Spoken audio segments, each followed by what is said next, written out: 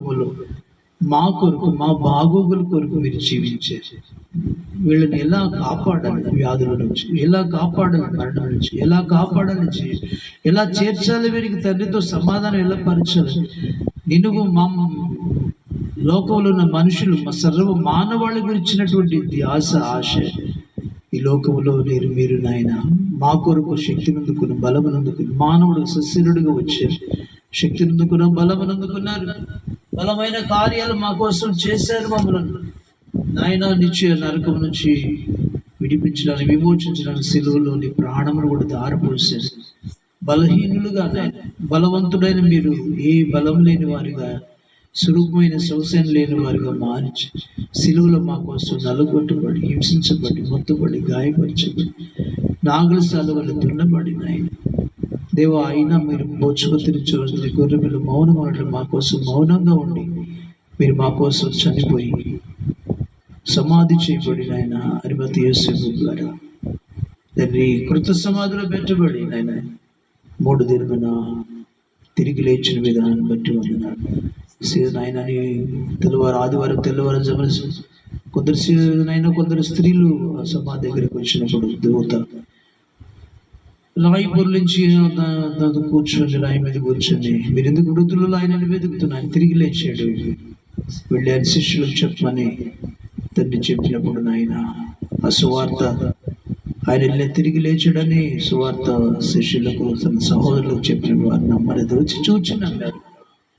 ఆ రీతిగా నా ప్రభా నువ్వు తిరిగి లేచావు, తిరిగి లేపాడు తండ్రి అయిన దేవుడని లేఖనాలు చూసాం నాయన. కాబట్టి పునరుద్ధానం అంటే నాయన అయ్యా తిరిగి లేవటం అని అర్థం, మార్పు, చేంజింగ్ అని అర్థం. ఆయన బట్టి దేహం మహిమగా మార్చబడు. దేవానికి వందనాలు, స్తోత్రం. ఆ రీతిగా తండ్రి మీరు లేపిన విధానాన్ని బట్టి స్తోత్రం. మీరు ఎందుకు ఆయనను తిరిగి లేపారంటే నాయన మేము చచ్చిన స్థితిలో ఉన్నాం కాబట్టి మమ్మల్ని బ్రతికించడానికి ఆయనను తిరిగి లేపారు. దేవా, మేము అనీతిమంతులుగా ఉన్నాం కాబట్టి నీతిమంతులుగా మార్చబడటానికి మీరు తిరిగి లేపబడేవారు. దేవానికి వందనాలు, స్తోత్రాలు. లేఖనాలు సత్యం తెలియజేస్తుంది.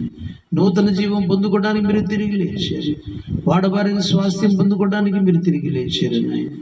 దేవా, ఎన్నో మేలులు మాకు ఇవ్వటానికి మీరు తిరిగి, నరకం తప్పించిన తిరిగి లేచారు. దేవా, మరణమును జయించిన మరణభూములను దాస్యం నుంచి విడిపించడానికి మీరు తిరిగి లేచారు. ప్రభా, తిరిగి లేచి నేను శక్తిమంతుడను, తిరిగి లేపడకు శక్తిమంతుడని మీరు మాట. దేవానికి వందనాలు. ఆయన యందు విశ్వాసం చనిపోయిన బ్రతికిన ఆయన విశ్వాసం ఎన్నడూ చనిపోవడానికి మీరు చదివించిన గొప్ప వాగ్దానాలు మాకు నిత్య జీవం ఇచ్చారు. తండ్రి స్తోత్రాలు. మీ వాగ్దానాలు మాకు అనుగ్రహించారు క్రీస్తునందు నాయన.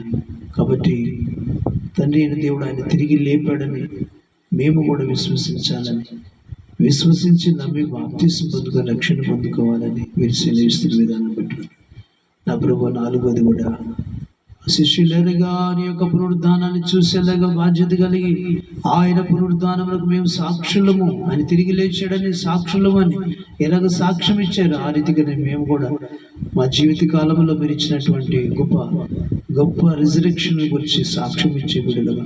సమాధులన్నీ మోయబడి ఉన్నాయి. క్రీస్తు సమాధి ఒకటి తిరుగుబడిన సమాధి, ఖాళీ సమాధి.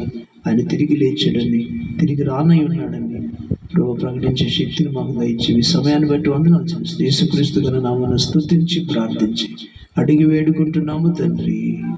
ఆమేన్, ఆమేన్.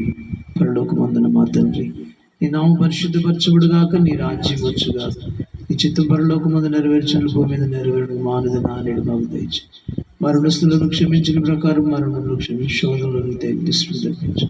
ఎందుకంటే రాజ్యము, బలం, మహిమ నిరంతరము నీవైన యేసు నామమున ప్రార్థిస్తున్నాము తండ్రి. ఆమేన్, ఆమేన్, ఆమేన్.